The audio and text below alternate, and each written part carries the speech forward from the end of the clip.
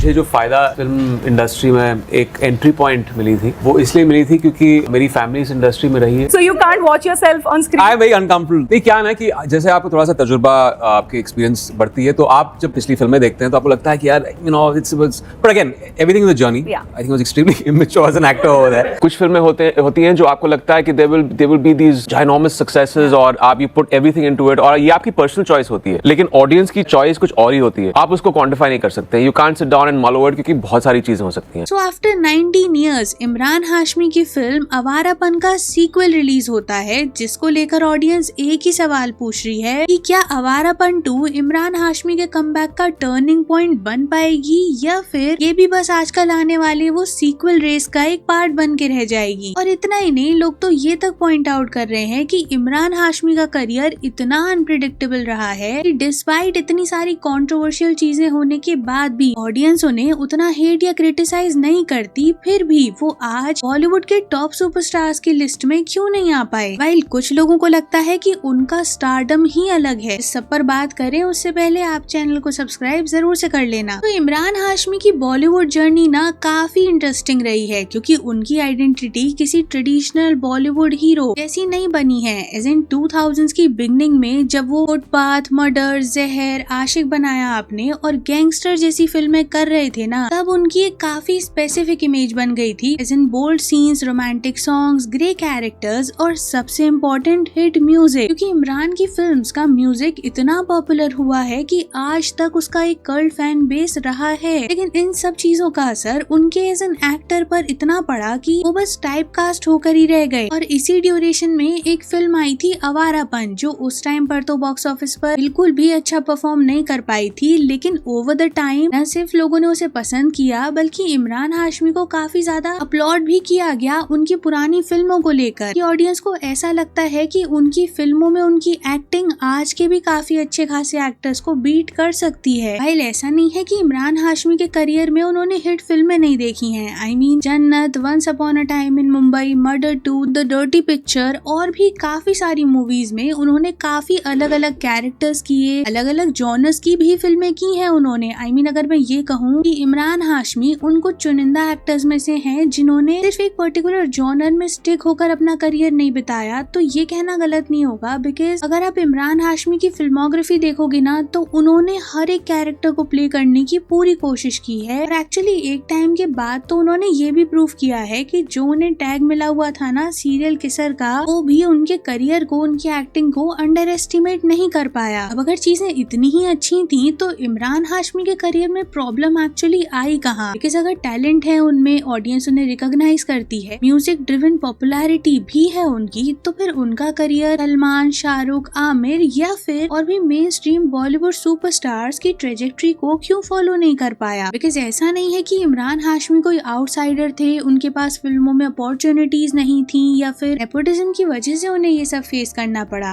I mean Imran Hashmi एक काफी well connected family से आते हैं। इनफैक्ट उन्होंने कई जगह ये एक्सेप्ट भी किया है कि वो तो इंडस्ट्री में काफी बाद में आए हैं और उनके पास अच्छे प्रोजेक्ट्स की कोई कमी ही नहीं थी। तो इतना सब कुछ होते हुए भी उन्हें वो सुपरस्टार वाली इमेज कैसे नहीं मिल पाई? अब जिसका आंसर है इमरान हाशमी की फिल्मों का box office collection. I mean देखो, कोई एक्टर कितना पॉपुलर है, वो कितना ऑडियंस पुल जनरेट कर पा रहा है, ये उसकी फिल्मों का बॉक्स ऑफिस नंबर ही डिसाइड करता है। कई बार ऐसा होता है कि फिल्में अच्छी होते हुए भी वो बॉक्स ऑफिस पर अच्छा परफॉर्म नहीं कर पाती, लेकिन फिर भी आप उसको हिट या फ्लॉप तो उन नंबर्स के बेसिस पर ही मानते हो ना। तो ये चीज इमरान के केस में एक बहुत बड़ी प्रॉब्लम रही है। आई मीन आज उनकी फिल्मों को इतना सेलिब्रेट किया जाता है, बट बैक इन टाइम ये चीज उतनी अच्छी नहीं थी, जिसका उन्होंने खामियाजा भी भुगता है। बिकॉज चलो वो तो इतना इनसाइडर कनेक्शन लेके बैठे हुए थे, वरना आपको पता है कि एक दो फिल्में फेल हो जाएं या फिर सीरीज से ही आपकी इतनी अच्छी अच्छी फिल्में, इतने बड़े डायरेक्टर्स के साथ आप काम करो, वो ना चलें, तो उनका कितना नेगेटिव रिजल्ट आता है आपके करियर पर, आपके अपकमिंग प्रोजेक्ट, सब चीजों पर। और एग्जैक्टली सिमिलर चीज इमरान के साथ भी हुई है कई फिल्मों के केस में, जहां उनकी म्यूजिक एल्बम को बहुत नेक्स्ट लेवल पसंद किया गया है। आई मीन आप आवारापन का एग्जाम्पल ले लो, उसके गाने आज तक सुनने वाले लोग भी प्रेजेंट हैं, लेकिन फिल्म नहीं चली थी। तो ऐसा नहीं है कि इमरान हाशमी कोई बैड एक्टर थे। आई मीन उनकी कुछ फिल्मों में लोगों को लगा था कि उनकी एक्टिंग वीक है, लेकिन उनकी एक सेक्शन ऑफ फॉलोइंग हमेशा से ही रही है, क्योंकि अगर ऐसा ना होता होता तो अपने करियर के इतने लो फेज में इतनी कंट्रोवर्शियल चीजें बोलने के बाद भी उन्हें उतना लेवल पर क्रिटिसिज्म मिला ही नहीं है जितना और बॉलीवुड एक्टर्स को फेस करना पड़ा है। और इससे बड़ा एग्जाम्पल क्या होगा कि for a certain period of time Imran Hashmi disappear से हो गए थे इस इंडस्ट्री से। मतलब हाँ, एक टाइम तक वो लीड रोल्स नहीं कर रहे थे, सपोर्टिंग रोल्स कर रहे थे, OTT पर प्रोजेक्ट्स कर रहे थे, कुछ एक्सपेरिमेंटल वर्क भी उन्होंने किया है, लेकिन ग्रेजुअली इमरान हाशमी फिल्मों से दूरी बनाने लग गए थे, जिसके बाद लोग कहने लगे थे एक ऐसा एक्टर जिसने हमें इतनी अच्छी अच्छी फिल्में दी हैं, इतने अच्छे गाने दिए हैं, उसका करियर ऐसा टर्न कैसे ही ले सकता है। पहले ये ब्रेक लेने से पहले ना एक शिफ्ट जो इमरान के करियर में दिख रहा था वो था कि वो सिर्फ एक कमर्शियल रोमांटिक हीरो बनने की रेस में नहीं चल रहे थे। I mean, अब वो कैरेक्टर ड्रिवन वर्क को ज्यादा फोकस कर रहे थे, फिर चाहे उनकी फिल्म शो टाइम हो या फिर टाइगर 3 हो। यहाँ उन्होंने अपनी स्क्रीन प्रेजेंस को अच्छे से प्रोजेक्ट करने की कोशिश की, लेकिन फिर टाइगर 3 जैसी फिल्म नहीं चल पाई और वो विजिबिलिटी जो उन्होंने शायद एक्सपेक्ट की थी वो उन्हें नहीं मिली। लेकिन और भी ऐसे प्रोजेक्ट्स में उन्होंने काम किया है जहाँ रोल बाय रोल वो कोशिश कर रहे थे कि अब वो थोड़ा और ज्यादा चेंज ला सके अपने जॉनर में। फिर आवारापन 2 अब रिलीज होती है, जो एग्जैक्टली आवारापन रिलीज होने के 19 ईयर्स बाद आ रही है, with same character, same actor and obviously massive nostalgia, जिस वजह से इमरान हाशमी के फैंस को तो बहुत नेक्स्ट लेवल एक्सपेक्टेशंस थी। और ये कहना गलत नहीं होगा कि फिल्म बॉक्स ऑफिस पर बहुत अच्छा परफॉर्म कर रही है, बिकॉज 25 to 30 CR के बजट में बनने वाली ये फिल्म ने अपने फर्स्ट डे में अराउंड 20-21 CR बना लिए हैं। तो अगर 2-3 दिन और ये चीज फॉलो होती है तो वैसे ही फिल्म अपना पूरा प्रोडक्शन वैल्यू को रीगेन कर लेगी और ये फिल्म एक ब्लॉकबस्टर बन जाए, उसमें भी कोई शॉकिंग चीज नहीं होगी। लेकिन एक सेक्शन ऑफ लोग वो भी हैं जो ये कह रहे हैं कि वो फिल्म से थोड़ा डिसअपॉइंटेड है। अब स्पेसिफिकली